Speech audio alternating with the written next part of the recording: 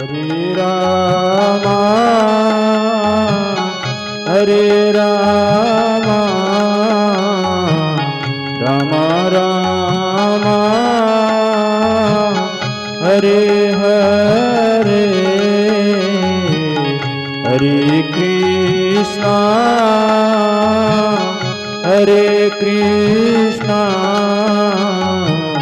कृष्णा कृष्णा हरे हरे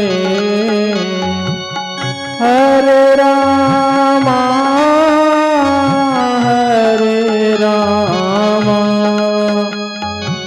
रामा रामा हरे हरे हरे रामा राम राम हरे हरे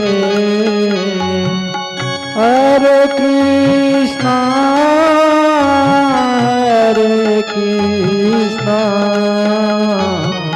कृष्णा कृष्णा हरे हरे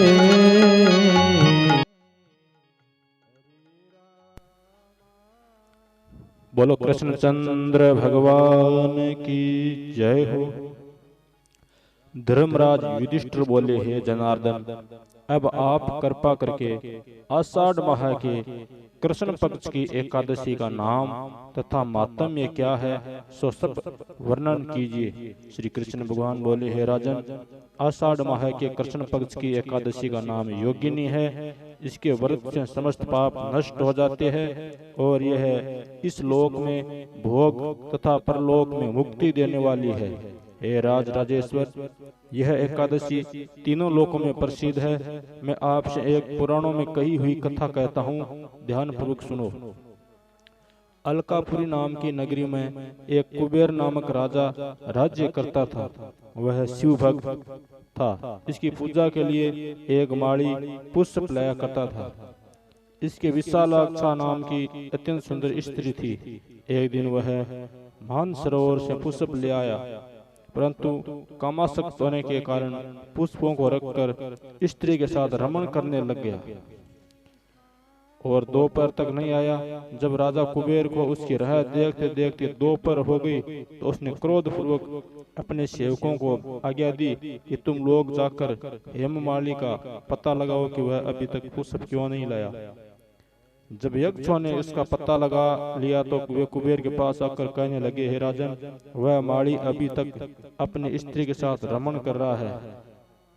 यक्षों की इस बात को सुनकर कुबेर ने हेममाली को बुलाने की आज्ञा दी। हेममाली राजा कुबेर के सन्मुख डर से कंपकपाता हुआ उपस्थित हुआ और प्रणाम किया। उसको देखकर राजा कुबेर को महान क्रोध आया। उसने कहा, हे पापी महानीच कामी, तूने मेरे पूजनीय ईश्वर के भी ईश्वर शिवजी का अनादर किया है। इसलिए मैं तुझे श्राप देता हूँ कि तू स्त्री का वियोग भोगेगा और मृत्यु लोक में जाकर कोढ़ी होगा। कुबेर के श्राप के प्रभाव से वह उसी क्षण स्वर्ग से पृथ्वी पर जा गिरा और कोढ़ी हो गया। उसकी स्त्री भी उसी समय अंतर्ध्यान हो गई। मृत्यु लोक में जाकर उसने महान दुख भोगे, परंतु शिवजी की भक्ति के प्रभाव से उसकी बुद्धि मलिन नहीं हुई। वह हिमालय पर्वत की ओर चला गया। वहां पर चलते चलते मार्कंडेय ऋषि के आश्रम में पहुंचा। वह ऋषि अत्यंत वरद तथा तपशाली थे। उनको देखकर वह हेममाली वहां गया और उनको प्रणाम करके उनके चरणों में गिर पड़ा।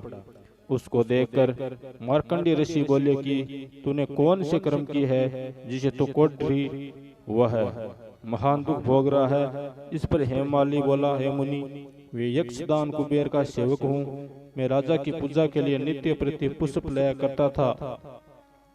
एक दिन अपनी स्त्री के साथ विहार करते करते देर हो गई और दोपहर तक पुष्प लेकर नहीं पहुंचा। उन्होंने मुझे श्राप दिया कि तू अपनी स्त्री का वियोग भोग और मृत्युलोक में जाकर कोढ़ी बन तथा दुख भोग। इससे मैं कोढ़ी हो गया हूँ और महान दुख भोग रहा हूँ।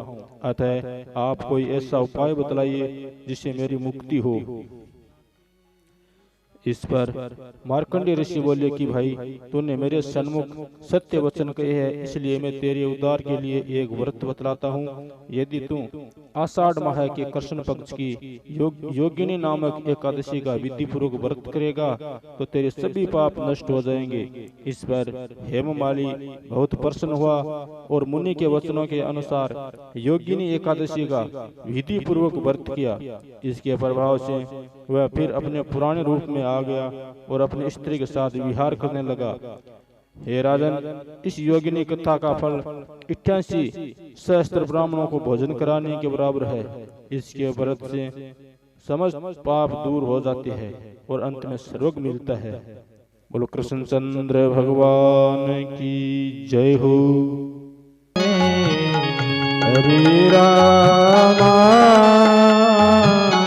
हरे रामा रामा रामा हरे